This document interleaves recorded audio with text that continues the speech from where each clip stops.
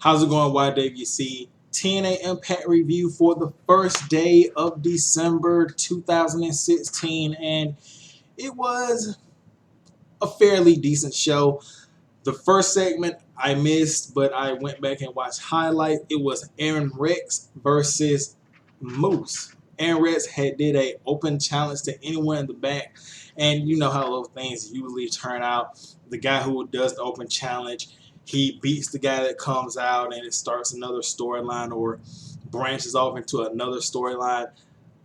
No, Moose actually picked up the victory and won the Impact Grand Championship with Aaron Rex tried to go for that big tape fist ring punch thing he does. Moose ducked it and hit his finisher, the game breaker. I'm not okay with this. I don't like this because Aaron Rex was still in a storyline with Jesse Goddard, and having him lose to Moose just completely out of nowhere. I don't even know where it puts the belt because Rex and Goddard still have a storyline kind of over the belt, and now you're throwing Moose in as the champion, and Moose just wins it like it's nothing. Not okay with this. Hopefully they can sort it out. Then you have the DDC coming out. I really like this segment because, for one, with the mask on, James Storm, he wasn't talking his regular voice. He was talking in that anonymous V is for Vendetta type of voice with the voice changer thing. And he was talking about how they're going to bring change to Impact, how they're fighting for people who never got a chance. What are you doing over there, bro? Oh, Cat's trying to find some food or whatever. You already just ate like a can of food. Anyway, so Jeff Hardy comes out and he says that he's stronger because he survived the Great War, the final deletion. And Eddie Kingston takes off his mask. He gives him this shit-eating grin like, where's man? You're out here alone talking trash to us, but you're all alone. Jeff punches him in the gut and hits him with what can only be described as the smooth. Is like he hit this stunner so smooth, and then the way Kingston reacted to it, like he stunned him with a twist of stun, and then Kingston just got up. He got hit with the stunner and did like a 360 spin and just floated out of the ring. Like he was just complete. Like 1 minute you see Kingston, the next minute he's like out of the screen. The lights go out as they're beating up upon Jeff Hardy. Lights go out. Matt Hardy appears in the ring. He starts hitting the side effect on Bram. He starts biting people, throwing Jeff Hardy, not Jeff, but James Storm out of the ring. And that sets up for the match for tonight, DDC versus the Hardy for the tag team titles. Then you had Braxton Sutter versus Mandrews versus DJZ. Excuse me while I drink out of my Jeff Hardy cup real quick.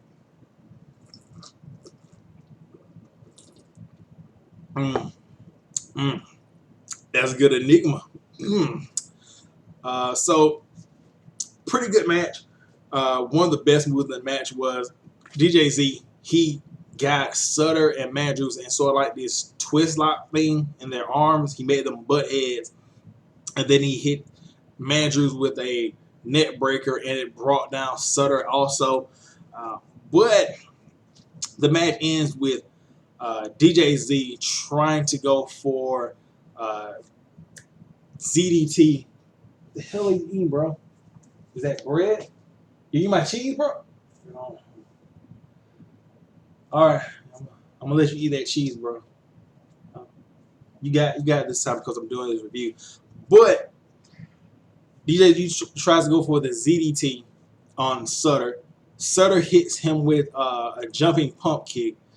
And then Mandrews lays out Sutter with a how do you do it? Sutter tries to go for a suplex on Mandrews. Mandrews turns the suplex into a stunner, and then sets up for his shooting star press.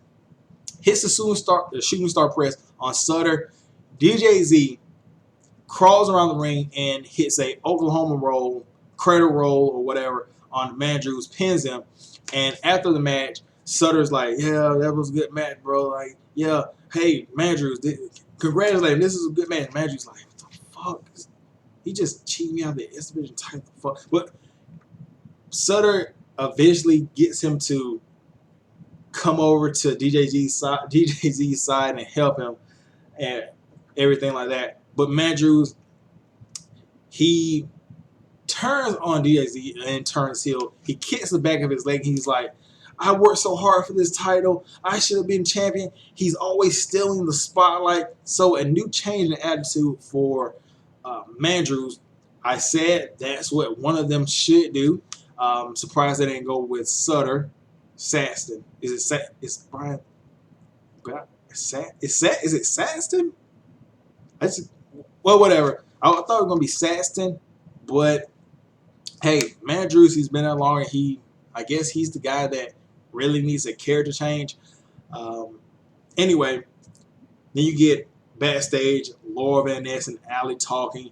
They're watching the match apparently, and she said it kind of sucks that Braxton lost. And then Laura is like, "I know you tried to hit me with a pie last week, and you won't have a job because Maria's going to handle you." Then you get the segment between Laurel, Allie, Maria. Maria calls Allie to the ring and says that she knows that she wasn't trying to hit her with a pie, knows that she was trying to hit Laurel because she's jealous of Laurel. And then Laurel says that she's been piping, like letting Braxton pipe her down, and they've been having romantic conversations or whatever. And then Maria calls Allie a stupid bitch. Allie slaps Maria again.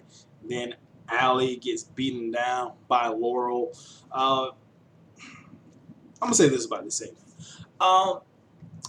We've seen Allie go against Maria, like just slap her. This time it needs to be a clean break for Maria, not get her ass kicked and then be like, "Oh, well, I'm back in line. I mean, I got my ass kicked. I mean, what more can I say?"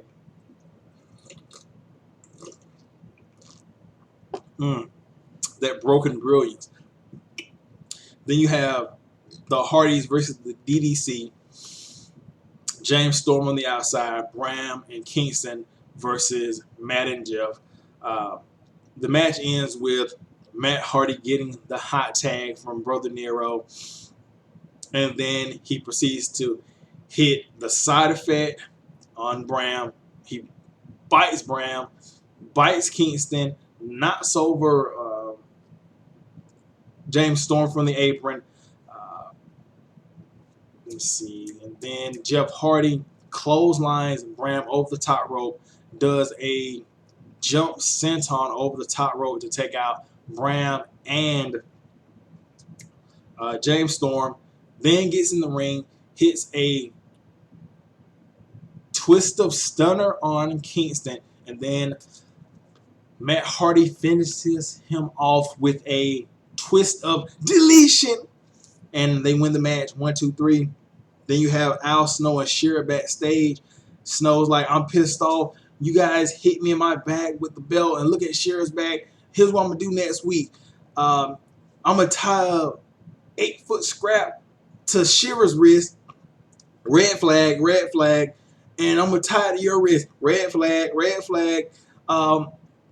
Okay, this is just a conspiracy theory, as you will.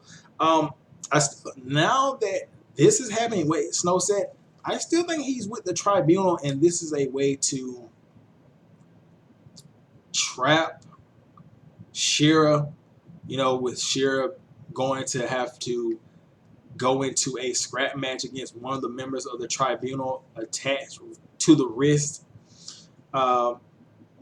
Yeah, so I guess maybe won't be seeing a Bill Alfonso, Rob Van Dam type of situation with Coach Snow and Shera.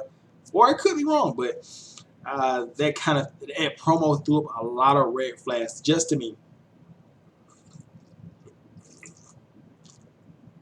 Delete.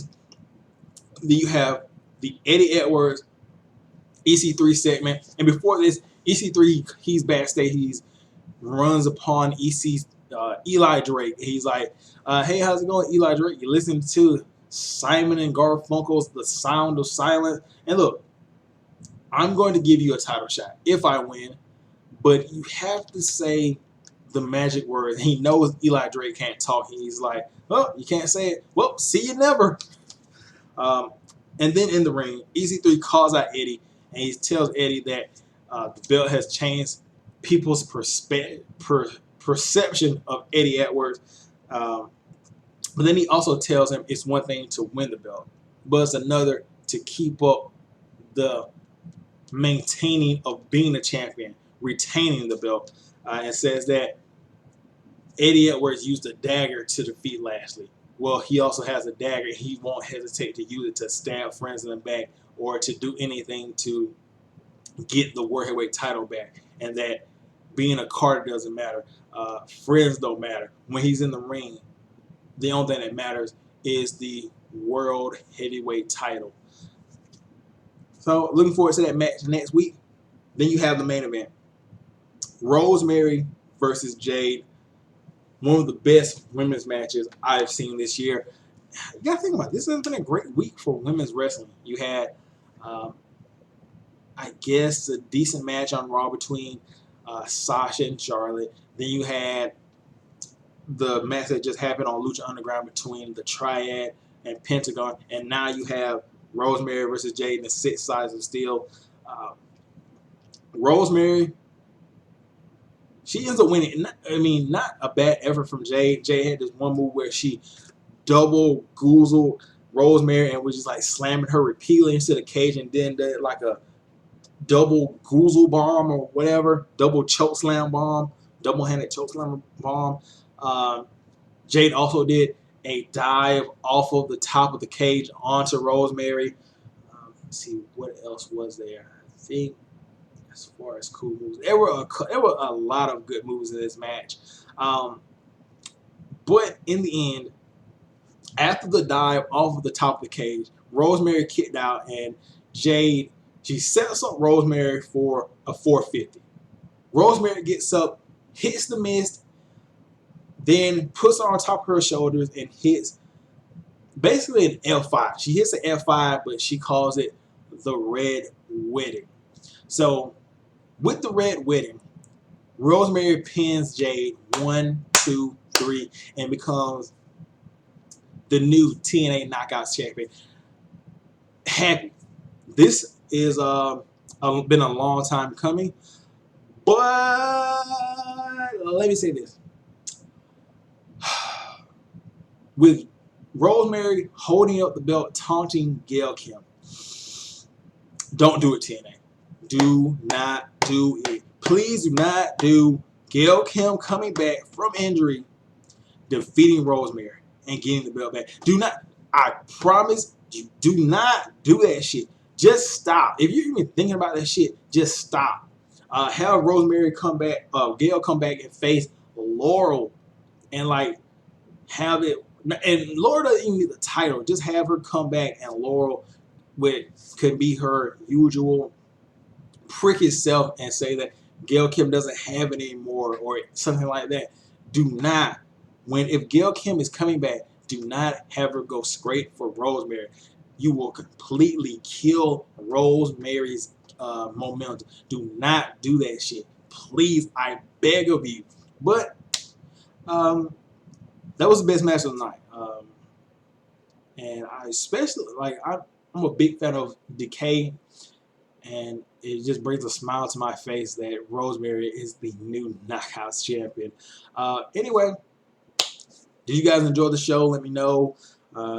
Thoughts in the comment section, blah, blah, blah, blah.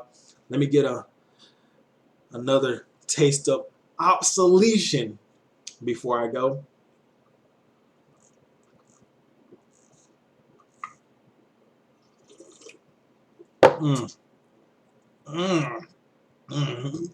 That's good charismatic enigma. Anyway, I'll catch you guys later. Peace out.